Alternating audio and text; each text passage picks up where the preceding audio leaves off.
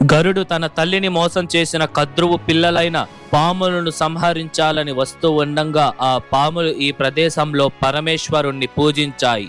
శ్రీ ఆది శంకరాచార్యుల వారు కంచి కామాక్షి అమ్మన్ ఆలయంలో శ్రీచక్రాన్ని ప్రతిష్ఠించే ముందు ఈ ఆలయంలో స్వామివారిని దర్శించారు. ఈ ఆలయం రాహుకేతు పరిహార స్థలం మరియు ఈ ఆలయాన్ని కాంచీపురం యొక్క శ్రీకాళహస్తిగా పిలుస్తారు. ఈ ఆలయాన్ని 7వ శతాబ్దంలో పల్లవరాజులు నిర్మించగా 10వ శతాబ్దంలో సుందర చోళ ఈ ఆలయాన్ని పునర్నిర్మించారు. ఈ ఆలయంలో ఆశ్చర్యం కలిగించే విషయం ఏంటంటే ప్రతిరోజు రాత్రి ఇక్కడ ఉన్న రాహుకేతు లింగాలు పాములుగా మారి ఇక్కడ ఉన్న శివలింగాన్ని రక్షిస్తుంది. హాయ్ హలో నమస్తే, వెల్కమ్ టు అవర్ ఛానల్ ఆలయ యాత్ర. ఈరోజు నేను మీ ముందరికి ఒక అద్భుతమైన మరియు శక్తివంతమైన శివాలయంతో అయితే వచ్చేసానమాట. ఇంతకీ ఏంది ఆలయం అంటే శ్రీ పణముడేశ్వరర్ స్వామి వారి ఆలయం. ఈ ఆలయం ఎంతో చరిత్ర ఉందండి. అవంతా మనం ఆ ఆలయం వద్దకైతే వెళ్ళి తెలుసుకుందాము. ఇంతకీ ఈ ఆలయం ఎక్కడుందంటే తమిళనాడు రాష్ట్రంలోని కాంచీపురం అనే ఒక పట్టణంలో అయితే ఉందన్నమాట ఈ ఆలయము. ఈ ఆలయం మనకి కాంచీపురం బస్ స్టాండ్ నుండి 2.7 కిలోమీటర్స్ దూరంలో, కాంచీపురం రైల్వే స్టేషన్ నుండి 4.2 కిలోమీటర్స్ దూరంలో అయితే ఉందన్నమాట. ఈ ఆలయం యొక్క లొకేషన్ కూడా నేను మీకు డిస్క్రిప్షన్లో ఇచ్చుంటాను, చెక్ చేయండి. వీడియోని లైక్ చేసి స్టార్ట్ చేయండి. మన ఛానల్ ఏమన్నా సబ్స్క్రైబ్ చేసుకోకుండా ఉంటే సబ్స్క్రైబ్ చేసుకోండి. రండి ఇప్పుడు ఆలయం వద్దకైతే వెళ్దాం.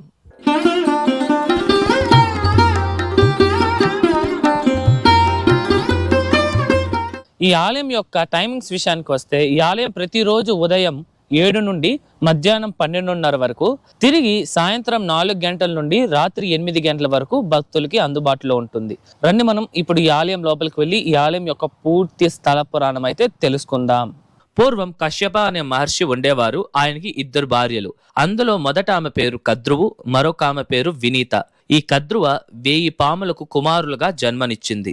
ఆమె పాములకు ఎందుకు జన్మనిచ్చిందంటే ఆమె తన భర్త అయిన కశ్యప మహర్షితో 1000 సర్పాలు కుమారులుగా జన్మనివ్వాలి అని అయితే వరం కోరుతుంది. అందుచేతే పాములకు జన్మనిచ్చింది.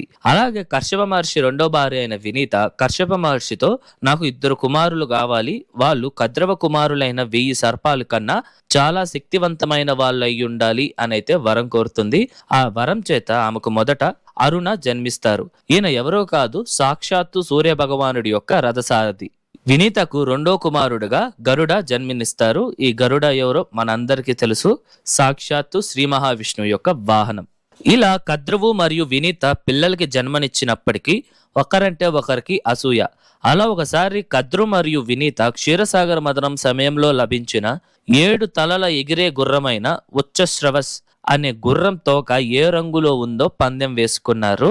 అప్పుడు కద్రువు ఆ గుర్రం తోక నలుపు రంగులో ఉంది అని చెప్తుంది, మరియు వినీత ఆ గుర్రం తోక తెల్ల రంగులో ఉందనైతే పందెం వేస్తుంది.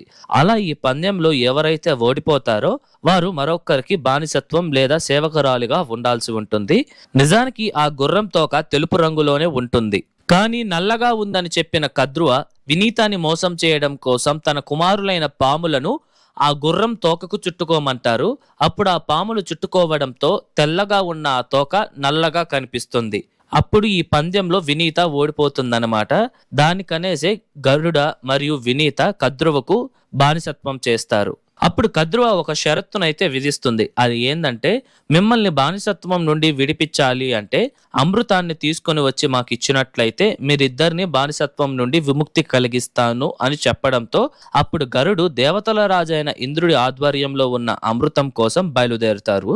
గరుడు ఇంద్రుడి దగ్గర నుండి అమృతాన్ని తెచ్చి తన తల్లునైతే బానిసత్వం నుండి విముక్తి కలిగిస్తారు. కానీ గరుడుకు వాళ్ళు చేసిన మోసం మరియు వాళ్ళకు చేసిన బానిసత్వం ఎంతో కోపాన్ని తెప్పిస్తుంది. అప్పుడు గరుడు కోపంతో పాములన్నిటినీ చంపేయడం ప్రారంభిస్తాడు. గరుడికి భయపడిన పాములు ఈ ప్రదేశానికి వచ్చి శివలింగాన్ని ప్రతిష్ఠించి పరమేశ్వరుణ్ణి పూజిస్తాయి. అయినప్పటికీ గరుడు ఈ ప్రదేశానికి వస్తే పరమేశ్వరుడు ఆ పాములను తన ఆభరణాలుగా ధరించి పాములను గరుడు నుండి రక్షిస్తారు. అందుకనే ఈ ఆలయంలో స్వామివారిని పణముడీశ్వరర్ అని అయితే పిలుస్తారు. స్వామివారికి మరికొన్ని పేర్లు కూడా ఉన్నాయి. అదేంటంటే పన్నకాపురన్, పణాతీశ్వరర్ అని కూడా పిలుస్తారనమాట. ఇక్కడే మనకి స్వామివారు లింగ రూపంలో దర్శనమిస్తున్నారు. ఈ ఆలయంలో శివరాత్రి ప్రదోష కాలంలో అయితే పూజలను ఘనంగా నిర్వహిస్తారండి. ఈ ఆలయం కాంచీపురాణంలో పేర్కొనబడిన 108 శివాలయాలలో ఒకటి. మరియు కాంచీపురంలో ఉన్న నవగ్రహ క్షేత్రాలలో ఈ ఆలయం 6వ క్షేత్రం. ఈ ఆలయాన్ని కాంచీపురం యొక్క శ్రీకాళహస్తి అని పిలుస్తారు. ఎందుకంటే ఈ ఆలయంలో శ్రీకాళహస్తిలాగే రాహుకేతు దోష పరిహార పూజలను కూడా నిర్వహిస్తారు. మనం ఆ రాహుకేతు పూజకు పూజా సామాగ్రి తీసుకుని వెళ్లాల్సిన పని లేదు.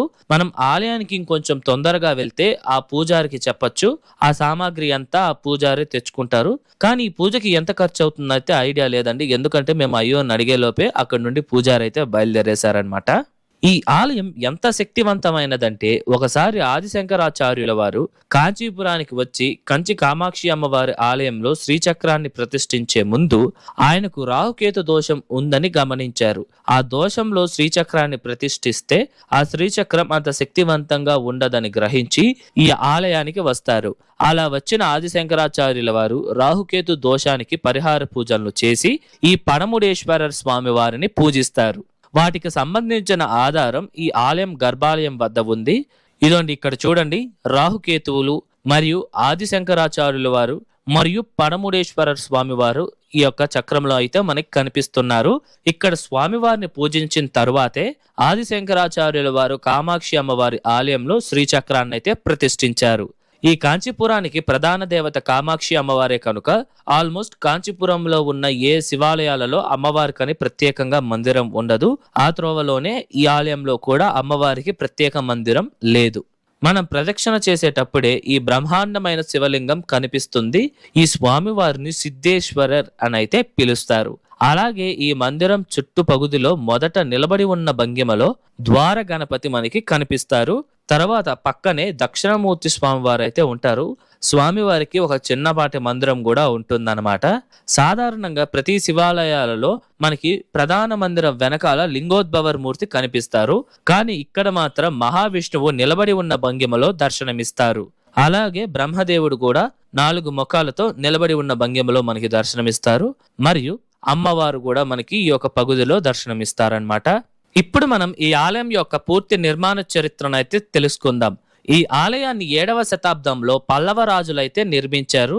ఈ ఆలయం మొత్తాన్ని ఆ సమయంలో శాండ్ స్టోన్ తో అయితే నిర్మించారనమాట.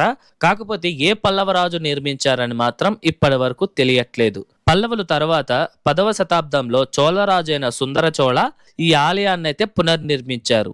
ఈ సుందర చోళను 2వ పరాంతక చోళ అని కూడా పిలుస్తారు. ఈ సుందర చోళ అనే రాజు చోళ సామ్రాజ్యాన్ని 957 నుండి 970 సంవత్సరాల పాటు పరిపాలించారు. ఈయనకి మొత్తం 3 మంది పిల్లలు, అందులో 2 కుమారులు. వాళ్ళ పేర్లు ఆదిత్య కరికాలన్ మరియు రాజరాజ చోళన్ మరియు అతని కుమార్తె కుందవై. ఇప్పుడు అర్థమైందా ఈయన ఎవరో? The great king Rajaraja Cholan వాళ్ళ తండ్రి ఈ సుందర చోళ. ఈయనే ఈ ఆలయాన్ని అయితే పునర్నిర్మించారనమాట. ఈ ఆలయం మొదట్లో 3 అంతస్తుల ప్రధాన రాజగోపురం అయితే కనిపిస్తుంది. వాటిపైన అద్భుతమైన శిల్పకళలను అలాగే ఆలయ పురాణాలను అయితే శిల్పాల రూపంలో అద్భుతంగా నిర్మించారనమాట. ఈ గోపురం దాటి మనం లోపలికి రాగానే బలిపీఠం కనిపిస్తుంది. ఈ ఆలయంలో అయితే ధ్వజస్తంభం అయితే ఉండదన్నమాట. మరియు నందీశ్వరుడికి ఒక చిన్న మందిరం ఉంటుంది. అక్కడ స్వామివారు కూడా మనకు అద్భుతంగా దర్శనమిస్తారు. ప్రదోష కాలంలో అయితే ఈ నందికి పూజలు చాలా ఘనంగా నిర్వహిస్తారు. ఈ ఆలయంలో ఇతరితర దేవీ దేవతలకు కూడా ప్రత్యేక మందిరాలు అయితే ఉన్నాయి. అతి ముఖ్యంగా ఈ ఆలయంలోని విమానాన్ని చూడండి ఎంత బాగుందో. ఈ విమానం 2 అంతస్తులతో నిర్మించడం జరిగింది. దీనినే వేసర విమానం అని అయితే పిలుస్తారు. ఈ ఆలయంలో మనకి శాసనాలు కూడా ఉన్నాయండి. ఈ శాసనాల ప్రకారం ఈ ఆలయంలోని స్వామివారిని పూర్వం పడముడయ్య నాయనార్ అని అయితే పిలుస్తారు. మరియు 11, 12వ శతాబ్దము నాటి మరికొన్ని చోళ శాసనాలు కూడా మనం ఈ ఆలయంలో చూడవచ్చు. ఈ ఆలయంలో ఆశ్చర్యం కలిగించే విషయం ఏంటంటే మనం ప్రధాన మందిరం లోపలికి వెళ్ళంగానే ఎడమ వైపున 2 శివలింగాలు అయితే ఉంటాయి. వాటినే రాహుకేతువు లింగాలు అని పిలుస్తారనమాట. ఈ 2 శివలింగాలు రాత్రిపూట పాములుగా మారి ఈ ఆలయంలో ఉన్న పడముడేశ్వర స్వామి వారిని రక్షిస్తాయి అని అయితే చాలా మంది చెప్తారు మరియు నమ్ముతారు కూడా. మీరు కూడా ఈ ఆలయానికి వచ్చినప్పుడు ఈ ఆలయంలో పూజారిని గాని ఈ చుట్టుపక్కల ఉన్న గ్రామస్తుల్ని గాని అడగండి. వాళ్ళు కూడా ఇదే మాట చెప్తారనమాట. నేను కొన్ని ఆర్టికల్స్ లో కూడా రెఫర్ చేసి చూస్తే అందులో కూడా ఆ విషయాన్ని అయితే ప్రస్తావించడం జరిగింది.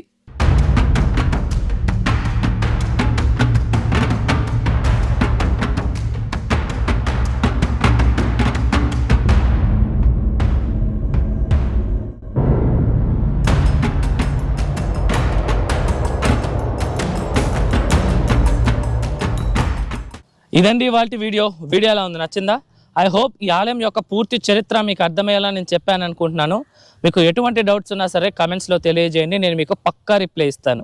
అలాగే ఈ వీడియోకి ముందు మన ఛానల్లో తిరువణ్ణామలైలో అతి పురాతనమైన ఆది అన్నామలై ఆలయం, అలాగే అరుణగిరినాథర్ ఆలయంతో పాటు తిరువణ్ణామలైలో సూర్యోదయం నుండి సూర్యాస్తమయం లోపు సందర్శించవలసిన 3 ఆలయాల గురించి పూర్తి చరిత్రతో మన ఛానల్లో వీడియోస్ ఉన్నాయి. ఆ వీడియోస్ ఎవరన్నా చూడకపోయింటే వాటి లింక్స్ డిస్క్రిప్షన్లో ఉంది, చెక్ చేయండి. వీడియో ఎట్లుంది, నచ్చిందా? నచ్చితే లైక్ చేయండి, మీ ఫ్రెండ్స్ అండ్ ఫ్యామిలీస్కి అయితే షేర్ చేయండి. మర్చిపోకుండా మన ఛానల్ అయితే సబ్స్క్రైబ్ చేసుకోండి. మరొక అద్భుతమైన ఆలయంతో మీ ముందరకు వస్తా. అంతవరకు మీ శివవర్ ప్రసాద్ సైనింగ్ ఆఫ్.